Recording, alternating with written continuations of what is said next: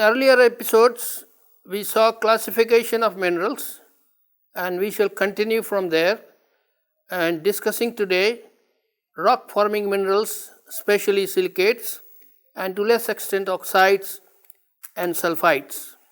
A very early estimate by Clark and Washington suggested that the upper 13 km of the Earth's crust has the following proportion of rocks: 95% igneous and metamorphic, 4% shale, 0.075 sandstone, and 0.025 limestone.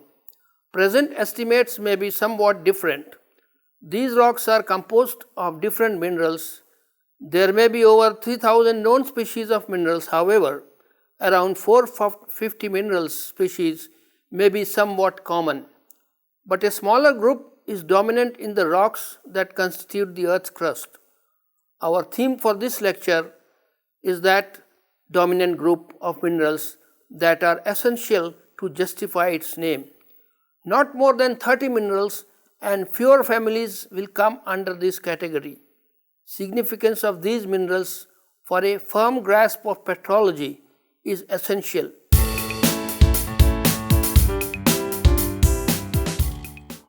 Opinion might differ somewhat between earth scientists as to which minerals should be called rock forming.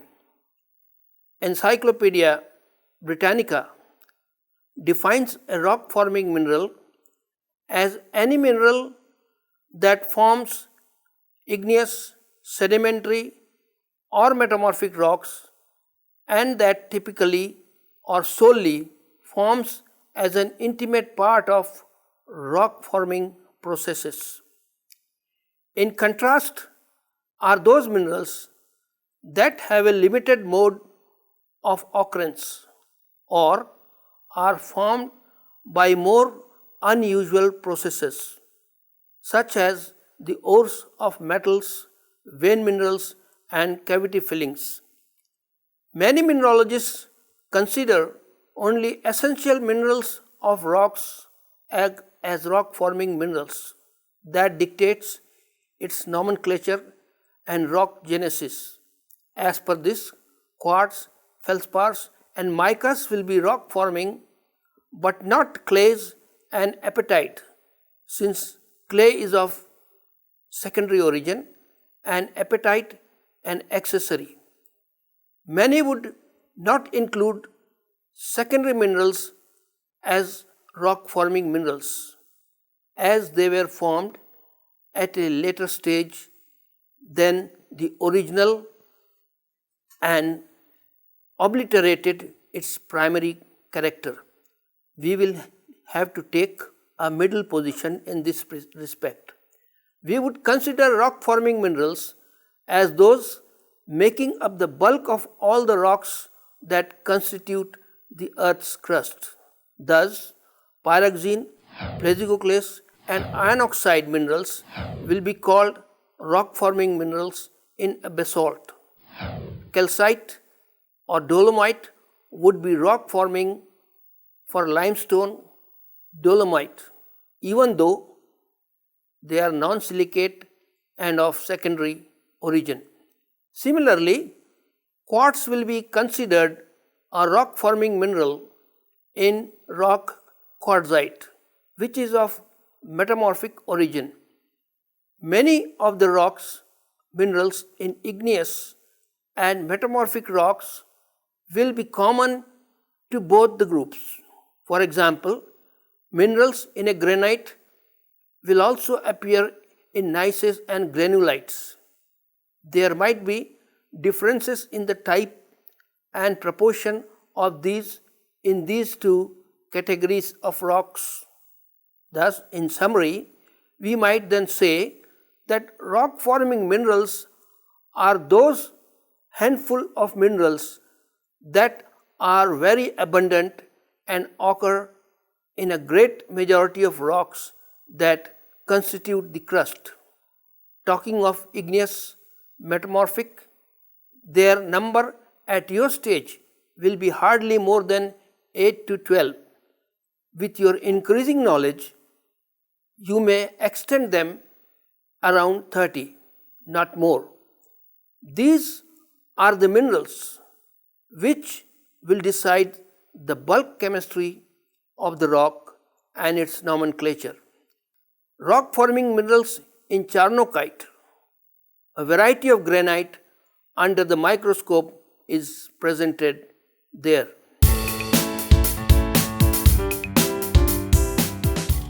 The name silicate minerals is indeed synonymous with rock forming minerals, as with few exceptions, igneous rocks are composed almost entirely of silicates, and as we know, 95% of the earth crust is represented by igneous and or metamorphic rocks. Few families dominate the common silicate minerals, including olivine, pyroxene, amphiboles, micas, feldspars, clay minerals, and quartz, which of course is an oxide but generally goes along with the silicates. Now of late, we also know that rock crusts of other planets and moon are also silicates and oxides too. Thus, understanding silicates is the fundamental to our understanding of the subjects of mineralogy and petrology, and even the theme of geoplanetology. The fundamental unit of this versatile group is SiO4 tetrahedra, where Si is at the center and is linked to 4 oxygens at the corner of a tetrahedra. This linkage is considered to be 50% ionic and 50% covalent in nature. In practical terms, this makes the structure of silicates and hence the Earth's crust very strong and stable. Earlier silicates were classified on the basis of hypothetical oxyacids of silicon, meta and orthosilicates, but are now classified according to the modern concept of crystal structure arising due to sharing of 1, 2, 3 or all the 4 oxygens ions with its neighbor and the possibility of aluminum replacing silicon. This creates an unusual diversity of structural configuration of silicate structures arising from various ways in which silicon oxygen tetrahedral units are related to each other. Thus, we have a number of types of silicate structure called nesosilicates, sorosilicates, cyclosilicates, inosilicates, single chain, inosilicate double chain, phyllosilicates and tectosilicates. Apart from SiNO and Al, other important cations like iron, magnesium, calcium, sodium, potassium, phosphorus, titanium and even some trace elements whose concentration is less than 0.1% become the part of these shared SiO4 units by substitution, so long as geometrical coordination and electrical neutrality principle are satisfied. The sequence in which the silicate minerals appear from a primary magma is best explained by the celebrated Bowen's reaction series elucidated by famous experimental petrologist N.L. Bowen in the early 1900s. Through his studies of silicate melts of simple 2 and 3 component phase diagrams, he suggested that common silicate minerals that crystallize out of basaltic magma could be divided into series called continuous and discontinuous reaction series. In the discontinuous series, olivine is the first silicate to appear as small crystals belonging to orthorhombic system, typically olive green in color, vitreous, granular when massive. Magnesium variety is fosterite while phyllite is iron silicate. It is the important constituent of ultrabasic rocks like dunite, peridotite and commonly found in gabbros and basalts, occasionally in magnesium-rich marbles also. Pyroxenes, the next family, is a large one with many types and subtypes are single chain structures crystallized in orthorhombic and monoclinic systems. Augite is the typical representative, short prismatic, hardness 5 to 6, gravity 3.2 to 3.4, has two important prismatic cleavages on the 8-sided basal section with cleavages intersecting nearly at 90 degrees. Other members are anstatite, hypersthene, and more than one alkali pyroxene. Ultrabasic pyroxene in peridotite and basic intermediate rocks and gabbros and basalts, dolerite, andesites are the home to this group. Amphiboles, the next group, are double chain structures with hornblende as the typical mineral, occurring as long prismatic crystals, and the two prismatic cleavages and fibrous or acicular, their cleavages intersecting at nearly 120 degrees on the basal 6-sided face. Amphiboles are characterized by hydroxyl ion and chemically are complex hydrated silicates of Mg, Fe, Ca, Al, ferric iron and sodium. Other members include cummingtonite, grunierite, tremolite, actinolite and the alkali group. These are more typical of metamorphic rocks like gneisses, schists and amphibolites. Tremolite is essentially found in metamorphosed limestones and actinolite in metamorphosed ultrabasic or basic igneous rocks. Biotite, also called iron or black mica, muscovite called white or potash mica, lepidolite, lithium mica and phlogopite, magnesium mica are the important members of the mica group with sheet structure. Like amphiboles, these also contain the hydroxyl group. These are most easily identifiable minerals due to their near transparency, foliated habit and shining luster. Schists and gneisses, pegmatites and other acid igneous rocks are the storehouses for muscovite and biotite. Phlogopite is restricted to magnesium-rich rocks like kimberlite. Lepidolite is found in pegmatites. Feldspars, the most important rock-forming minerals of the crust, dictate classification of rocks. These are framework aluminosilicates of sodium, potassium, calcium and less commonly barium. Most common feldspars form solid solutions of three end members components of anorthite, albite and potassium feldspar.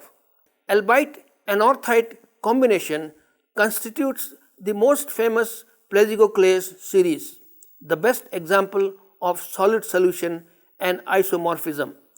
Albite orthoclase or microcline combination is termed alkali feldspars. Plagioclase feldspars constitute the famous continuous series of bovine as shown in the slide. All the feldspars are of light shade. Orthoclase is flesh colored, grey or white. So could be microcline, but the most recognizable variety of this mineral is the bright green color known as Amazon stone. Plagioclase feldspars, albite, oligoclase, andesine, labradorite, biotonite and anorthite exhibit a range of composition. Pure anorthite when Ab content is 0 and An is 100 or simply An 100 as it is called, and albite becomes An 0, labradorite will be An 50, Ab 50 and so on. All feldspars are vitreous with prismatic cleavage, hardness 6, gravity 2.56. Twinning is the most characteristic property of feldspars, simple in orthoclase, repeated or lamellar in plagioclases and cross-hatched in microcline. Perthites and antiperthites are characteristic intergrowth structures in feldspars due to unmixing of two components at lower temperature. When seen under microscope, only these are called microperthites. In some undersaturated rocks like syenites, Feldspathoids, namely nepheline and leucites, will be considered rock-forming minerals.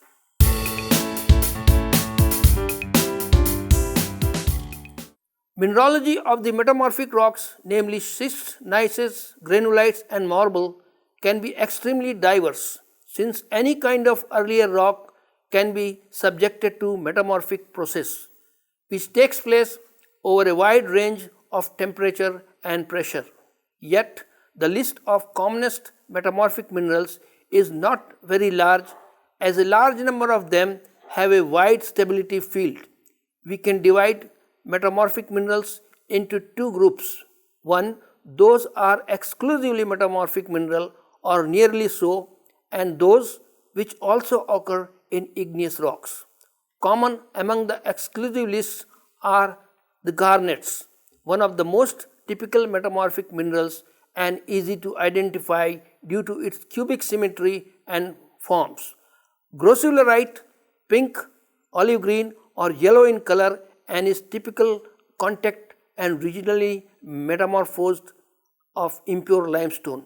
Brownish red spessartite, that is manganese garnet, is found in metamorphosed amine-rich sediments. Deep red colored and most common almandine is commonly found in medium grade pyritics metamorphic rocks. Deep crimson pyrope occurs in high grade Mg rich metamorphic rocks, while calcium aluminum garnet andradite is found in metasomatically altered limestone skarns. Emerald green uvarovite is found in chromium rich serpentinites. Aluminosilicates too are characteristic of metamorphosed alumina rich sedimentary rocks. Kyanite, sillimanite and andalusite exhibit the best example of polymorphism. Triclinic kyanite is typically bladed in shades of blue, off-white and with dual hardness of 7 across and 3.5 along the blade, and occurs in regionally metamorphosed pelagic rocks. Sillimanite in prismatic or fibrous masses in shades of grey, green, brown with vitreous luster with a hardness of 6 to 7 and gravity of 3.3, occurring in high-grade pelagic metamorphosed rocks like schists, gneisses. Andalusite is a typically low-grade argillaceous metamorphic mineral, orthorhombic in shades of white, pink and greys, hardness 7.5 but less when coated with mica. Their main use is as refractory minerals. Sterolite, the commonly twinned orthorhombic mineral, occurs in shades of reddish brown, brownish black or yellowish brown, having subvitreous to resinous luster. It is hard when fresh, that is 7.5 with 3.5 to 3.7 specific gravity. Occurs in metamorphosed iron-rich sediments. Among the green minerals, chlorite, serpentine and epidote, even actinolite and hornblende are mostly which are hydrated silicates are typical of metamorphosed mafic and ultramafic rocks and are characteristic features of green stone belts of the world which are home to gold occurrences. Jadeite, a pyroxene, is a typical metamorphic mineral, not so green, but diopside, Heidelbergite can also be included in this list. Among the white minerals, anthophyllite, hydrated Mg silicate and common tremolite and talc, which are magnesium silicate hydrated, are product of low-grade metamorphism of siliceous dolomites and also during alteration of ultramafic rocks. Now we will come to silicates, which are common to igneous and metamorphic rocks both. Quartz as also K-feldspar including microcline and albite is the dominant plagioclase, less so anorthite. Diopside and enstatite among pyroxenes and hornblende and actinolite among amphiboles. Muscovite and biotite and to a lesser extent phlogopite among the micas are common. The list of minerals in sedimentary rock is very large, as any older rock can be either igneous or sedimentary or metamorphic origin can be subjected to the cycle of sedimentation. However, common and most abundant will belong either to the resistant group of minerals or the newly formed minerals. Among the first group is quartz, is the most common and abundant mineral. Others include minerals like zircon, garnets, rutile, magnetite, limonite, monazite and cassiterite. Precious minerals and metals like diamond, gold, platinum are also among this group. Among the newly formed minerals are calcite and dolomite. Calcite could be of mechanical, chemical or biochemical origin. Few silica minerals like chert also originate this way. Most dominant and abundant are, however, the clay minerals. The world of clay minerals is too large and complex. They are all hydrated aluminosilicates with a layered structure, very fine grained down to colloidal dimension. There are 5 major groups: kaolinites, montmorillonites, illites, vermiculite and paligorascite. Kaolinites have 2 layered structure with no replacement of Al by Si but other cations. These are formed in acid environments by alteration of alkali feldspars. Montmorillonites, also called Fuller's earth, originate by alteration of basic rocks in alkaline conditions, are 3-layered structure. Al hydroxyl unit sandwiched between Si4O10 sheets. These have swelling properties due to variable C repeat in their structure and have tremendous cation exchange property. Space will not permit to describe illites, also called hydromicas, mostly clay-sized, muscovite or mixed layers of different groups, vermiculites and paligorascite. Other clay minerals include limonite, which means either goethite or hematite, bauxite including gibbsite and bohemite, and colophon, which is sedimentary apatite, and typical evaporate minerals, namely gypsum, anhydrite, calcite and halite.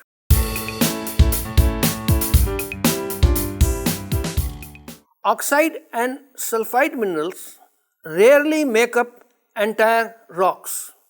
They occur more frequently as ore minerals under specialized geological conditions as ore minerals. However, briefly we shall consider some of them that do appear as rock forming minerals and more often as accessory minerals in silicate rocks. Among oxides, quartz is the most common as a rock forming mineral, abundant up to 12% in common rocks, especially acid igneous rocks and their metamorphic equivalents. In volcanic rocks like obsidian, pitchstone and metamorphic rock, namely quartzite, it can be up to 90%, either as quartz or as cryptocrystalline variety.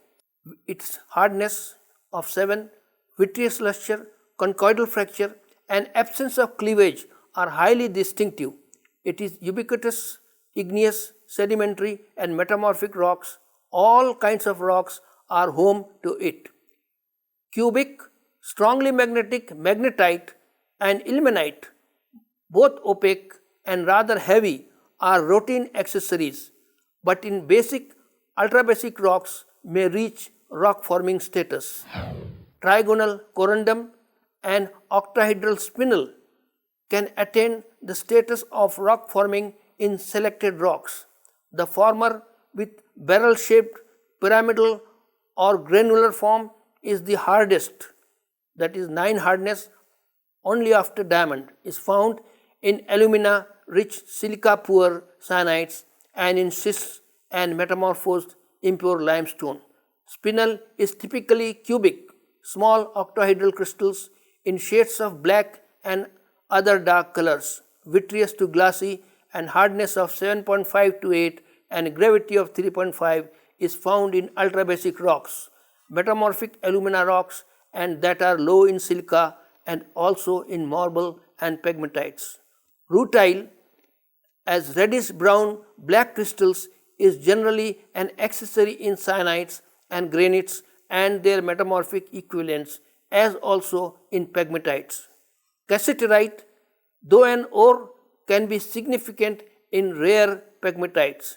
There are other oxides like those of Mn and chromium, but they are better known as ore minerals rather than rock forming.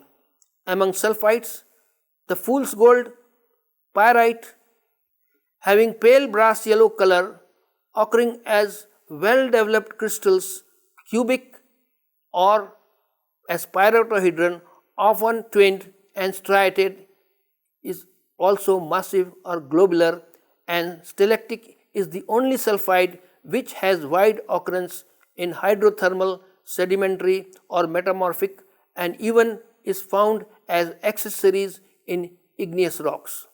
Marcasite, which is orthorhombic, is the polymorph of pyrite known as white iron pyrites, occurs in radiating concretionary masses as sedimentary hosted deposits.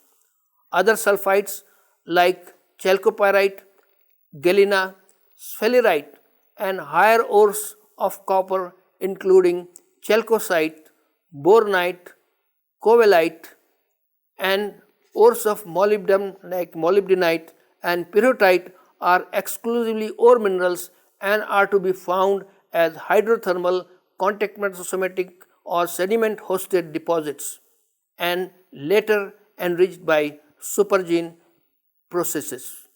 Many other sulphides like realgar, orpiment, stibnite are low temperature derivates and never make rock forming minerals and are not considered here.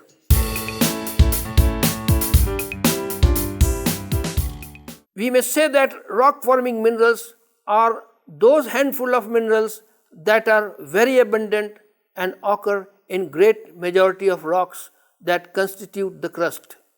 Talking of igneous, metamorphic, their number at your stage will be hardly more than 8 to 12. With your increasing knowledge, you may extend them to around 30, not more. These are the minerals which will decide the bulk chemistry of the rock and its nomenclature. Plagioclases, orthoclase and microcline, quartz, pyroxenes, amphiboles, micas, clay minerals, and calcite, dolomite are the ones who attain the status of rock forming minerals. Their study and grasp is indeed the key to mineralogy and petrology. I hope you have enjoyed this lecture, and next time we might consider some other minerals. Thank you.